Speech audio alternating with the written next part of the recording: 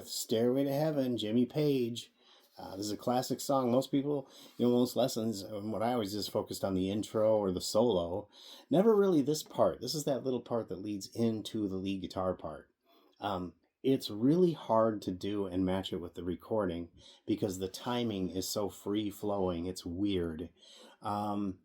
It seems like it's coming in on an upbeat, but he really waits that extra little bit to just feel it out. It feels like if you were really counting it, it would be coming in on a downbeat. But I think they're just doing it by feel. And they're just so locked in that they got it down together. It's weird to do something by feel and have two or more people doing it at the same time. So that's magic, right? What's happening there, though, is they're doing a D chord. Jimmy Page is playing a D chord. It's 2nd fret, 3rd fret, 2nd fret. The takeaway that I want to teach about today is that this D chord is, in fact, a D chord or a D major chord. When you say it's a D chord, you assume it's a major chord. So D major and D are thrown about, meaning the same exact thing. So I hope that doesn't get confusing. If it's minor, it will say D minor. But if it's D, it means D major, okay? This guy makes this D chord a major chord. It's this one particular note right here. Without that note, you haven't defined this chord as a D major chord. It's a random, mushy background bed for a D chord, but it doesn't define it as a major or minor chord. It's the note on the skinny string that defines it. So this is D major. This is D minor. Same notes, we just lower this one by 1. But I can't really do that with my middle finger. I got to rearrange all my fingers to do it. That's D minor, okay? Now, usually you'll have one or the other in a song. You're not going to have the minor and the major version of a chord in the same song, typically. There's plenty of exceptions to this rule, and music, I always say, is art. There's no rules with art. Art is art. You can do what you want. If it sounds good to you, it's right. But in general, you're going to have a major or a minor. You won't have both in the same song. This particular song, D major, right? Anytime you have a D major chord, or D minor, but right now we're talking about D major, you can substitute in either the note 1 above that note or 2 below that note. If you substitute in 1 below the note, it makes it a minor chord. So, but if you substitute in 2 below or 1 above, that's this guy or this guy, open or 3rd fret with your D chord. Those are called suspended chords. You can call it suspended 2 or suspended 4.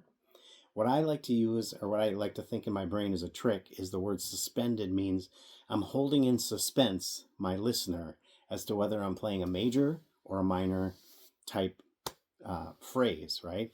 While I'm playing those suspendeds, you don't know whether it's major or minor. So it's covered up. It's ambiguous until you nail down the one note. So a lot of songs will teeter on that suspended and then resolve it to the sound, like Boston. Right?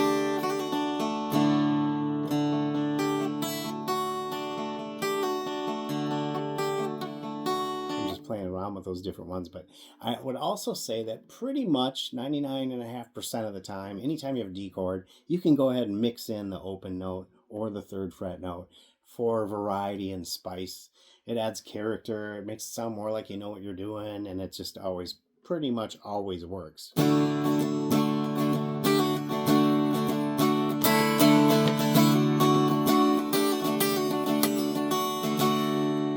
They'll just blend, okay? So, with that said, I hope that makes sense to you. Let me know in the comments. And after this part, we're going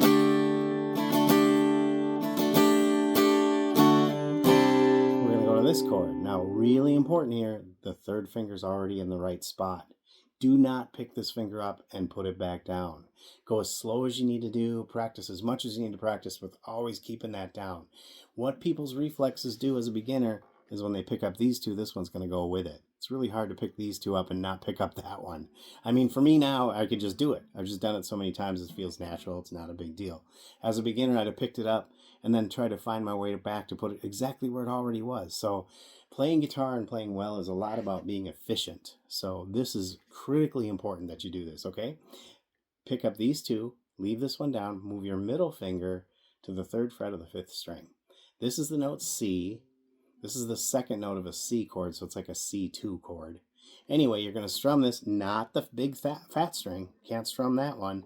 If you're really sloppy with your pick, you can get used to placing the tip of your middle finger on the C note with the fingerprint, and then the tip hits the fat string. So if you accidentally hit it, you won't make noise. If you're like this, it's going to make noise. Thankfully, the E note isn't so offensive with the C, so it doesn't kill you.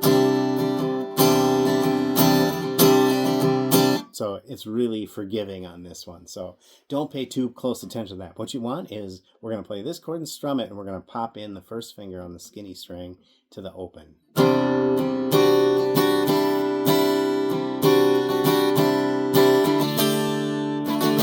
And the tricky part about playing this one and matching it to the recording is you have that little strummy phrase, but you're going to want to have that, you're going to feel like you want that strum to go a little bit longer than when he cuts back into the chord, because it goes.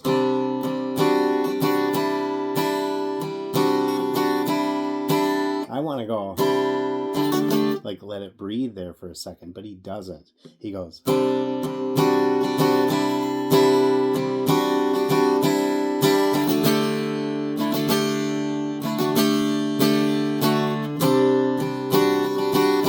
And lowers the bass note to B. And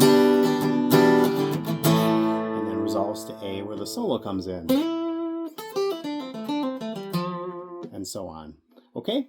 Let me know in the comments again if you have questions, if this makes sense, what your thoughts are about this. Have you ever tried to learn this and get in time before? Very, very challenging. As always, appreciate your comment, appreciate your feedbacks. Feel free to like, subscribe, and hit the notification bell so you can get noticed when I put out new videos. So good luck making yourself a better guitar player.